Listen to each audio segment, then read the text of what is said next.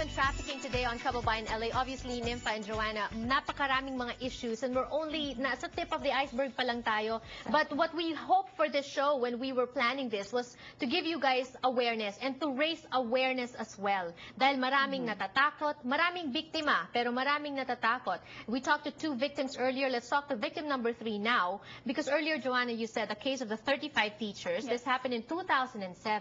But victim number 3 is joining us at kakasalita lang nila. They just broke their silence. Bakit tumagal ng ganito? Bakit kayo naghintay?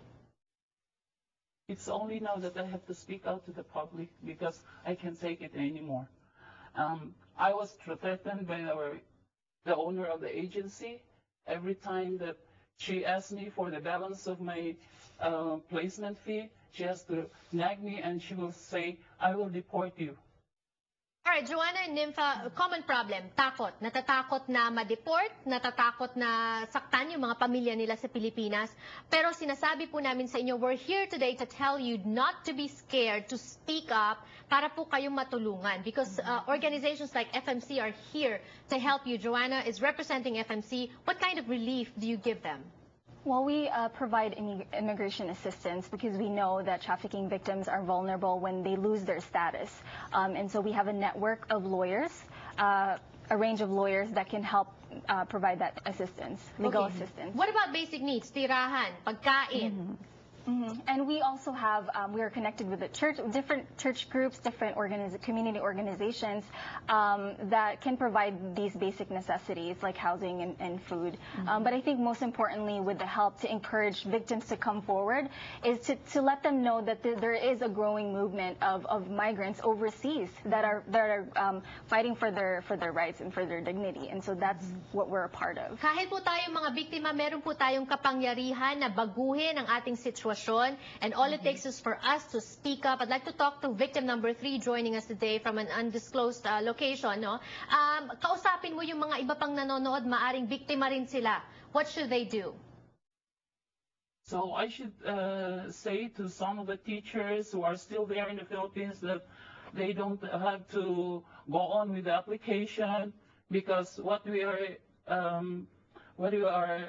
having here in the U.S., we are striving, we are in chaos, we are in hardship.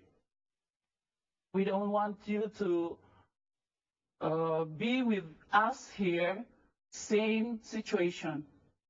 Okay, and that is really sad. And to imagine if this happened in 2007 pa, so 3 years or 4 years living in limbo, itong mga teachers, what can we do? Tayong mga nanonood lang, na feeling natin, di naman tayo apektado, what can we do, Nympha?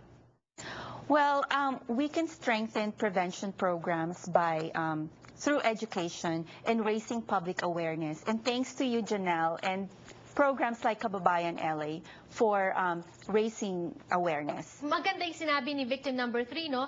Appeal to the teachers na nasa Pilipinas ngayon. They can watch us on YouTube.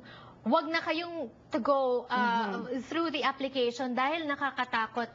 Joanna, meron bang way of finding out which are legit and which are not in terms of recruitment agencies? It's really difficult. Yeah, because with their case, the 35 teachers, it was a direct hire. So based dito sa LA, sa yung office nila. Okay. So walang agency. Normally may agency doon sa Pilipinas. Okay. Yun, and even with agency, like Tony said, 3,000 or more agencies, how do you sift through that kung sinong legit? Yung mga nanonood sa atin, these teachers work as caregivers now or as others, you know, and they are around us. How do we encourage them to speak up? Na hindi namin po kayo matutulungan kung di kayo magsasalita.